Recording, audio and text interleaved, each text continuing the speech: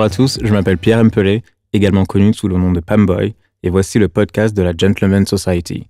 Cette série met en avant des talents inspirants que nous admirons pour leur passion, leur engagement et l'impact positif qu'ils ont sur les autres. Aujourd'hui, je suis en compagnie de quelqu'un qui s'exprime par le mouvement. Depuis plus de 10 ans, il se produit et utilise son talent pour unir les générations et les personnes de tous les horizons. Son style est un mélange novateur de danse indienne traditionnelle et de hip-hop. Humble et réservé, J.K. Manu représente parfaitement la nouvelle génération de danseurs. Salut J.K., ça va? Hello Pamboy. Qu'est-ce qu'un gentleman selon toi? Bon, un gentleman pour moi, c'est quelqu'un, par exemple pour un danseur, quand il va dans une salle de danse, c'est quelqu'un qui respecte les personnes qui côtoient dans la danse. C'est quelqu'un qui respecte ses valeurs, ce qu'il a appris depuis qu'il est petit, depuis qu'il est dans un groupe, il respecte ses convictions et tout ce qui s'ensuit. C'est quelqu'un qui quand il a un objectif, il y va à fond, il ne se fait pas influencer par d'autres personnes, ou il va jusqu'au bout, quoi. Comment définirais-tu la masculinité? Je pourrais pas dire que j'ai la définition exacte, j'ai pas la prétention de dire ça, mais pour moi c'est quelqu'un qui s'assume comme il est en tant que tel, c'est-à-dire qui se met pas de barrières par rapport à ça, par rapport à tout ce qui est émotion, tout ce qui est dire les choses qu'il pense, etc. S'assumer comme il est. À quel moment la danse est devenue un moyen d'expression pour toi? Mes premiers shows avec mon groupe dans la rue, enfin les street shows, etc. C'est ce qui m'a beaucoup inspiré parce que on a partagé énormément de choses et ça nous a permis d'avoir les premiers contacts, pouvoir faire des shows, pouvoir faire plein de choses. S'entraîner aussi, parce qu'on s'entraînait beaucoup dans la rue, dans la street, etc. Tous ces street shows ont été un moment important pour toi.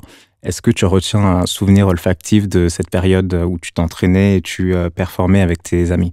Les odeurs me font penser à des choses que j'ai vécues dans ma vie, des choses importantes, des odeurs qui sont associées à l'Inde, notamment. Ça a été un très grand voyage. J'ai fait beaucoup de choses là-bas, j'ai fait beaucoup de contenu, j'ai découvert plein de choses là-bas, j'ai mangé là-bas aussi, donc forcément il y a des odeurs qui reviennent. Ces odeurs me rappellent des bons souvenirs, des très très bons souvenirs, des souvenirs qui me donnent envie de justement de retourner en Inde et de faire plein de choses là-bas. C'est des odeurs positives. Je vois totalement ce que tu veux dire.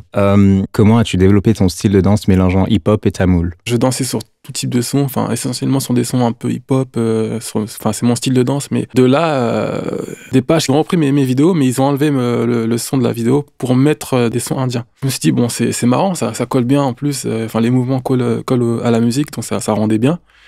Et de là, je me suis dit, pourquoi pas faire carrément une vidéo sur une musique indienne.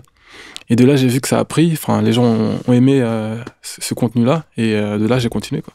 Après ça, il y a une personne qui a vu mes vidéos, qui s'appelle Emile Raj, qui fait de la danse du couteux. Ce qui me plaît beaucoup dans ce style-là, c'est que ça se rapproche un peu du hip-hop, dans le sens où c'est quelque chose de très, très énergique. Par rapport aux mouvements de danse, les mouvements pour moi, sont plus faciles à reproduire, parce que c'est dans mon style d'envoyer beaucoup d'énergie, d'envoyer des mouvements un peu cassés, un peu, voilà. C'est ce qui me correspond le plus. Et il m'a proposé de faire une vidéo avec lui parce qu'il aimait ce que je faisais. J'ai accepté. Je me suis dit, bon, pourquoi pas apprendre un nouveau style, parce que je faisais du hip-hop sur des sons indiens. Et là, je me suis dit carrément de danser le style qui correspond vraiment à la musique. Ça a bien fonctionné. On a apprécié de collaborer ensemble. On a décidé de, beaucoup plus tard, voyager ensemble. Ça, c'était avec une autre personne qui s'appelle Bouvana.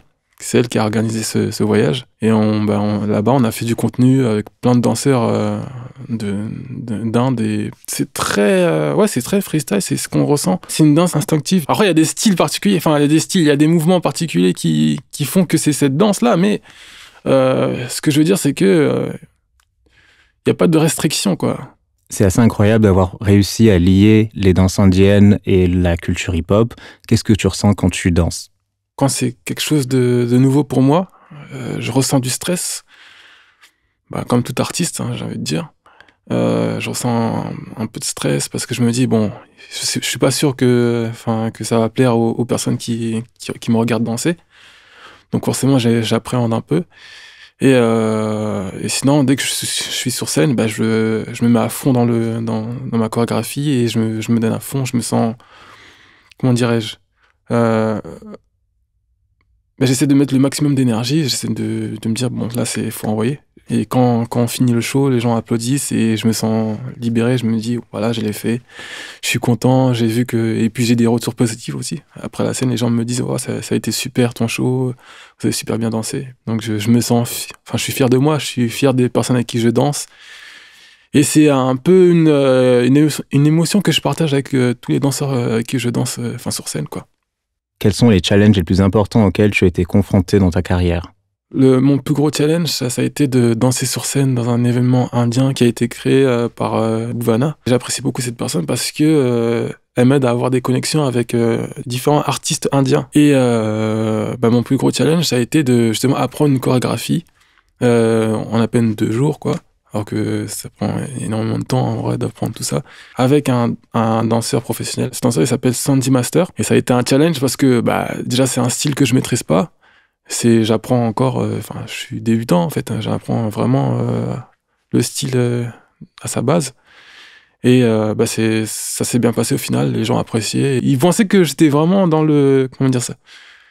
Ils pensaient vraiment que ça faisait longtemps que je dansais ce style-là, alors qu'en vrai, c'était justement, ça faisait pas très très longtemps. Et ça a été ça mon plus gros challenge. Quelle est ta plus grande fierté? On va dire de rendre fiers les gens qui me regardent, qui me suivent, enfin les personnes avec qui j'ai dansé déjà, que j'ai commencé la danse, commencé à faire des vidéos, etc. Les rendre fiers, qui se disent bon, voilà, ça se voit qu'il a développé son contenu, ça se voit maintenant il touche à différents styles. C'est dans un premier temps ça, et dans un deuxième temps, c'est de pouvoir vivre de ce que je fais. La troisième chose aussi, c'est de transmettre ma passion à des jeunes. Quand je suis allé en Inde, il y a eu beaucoup de danseurs qui sont venus me voir et qui ont été inspirés par mes vidéos, qui m'ont vu à travers les vidéos. Je me suis dit, ah ouais, je fais quand même des grandes choses. Enfin, l'air de rien, c'est de faire des vidéos sur Internet, ça peut motiver d'autres personnes à travers le monde, quoi. Qui sont les artistes que tu admires? Les artistes qui m'inspirent le plus, c'est les personnes qui m'entourent. C'est les personnes avec qui j'ai commencé déjà la danse, à faire des vidéos, à faire plein de choses. Donc, les voir eux aussi réussir dans ce qu'ils font, ça m'inspire beaucoup. Quel message aimerais-tu adresser au monde? Aimer ce qu'on fait. Ne pas écouter les gens. Par exemple, si on te dit c'est pas ça que tu dois faire parce que ça va être compliqué, ça va être difficile de vivre de ça, de rien lâcher, d'aimer ce que tu fais, de réellement aimer ce que tu fais et pas le faire parce qu'on t'a dit de le faire, quoi. Alors ça, c'est le message que tu adresserais au monde. J'aimerais savoir, que dirais-tu à ton moi plus jeune? Rester motivé, focus et ne rien lâcher, quoi. Merci Jika. Merci beaucoup.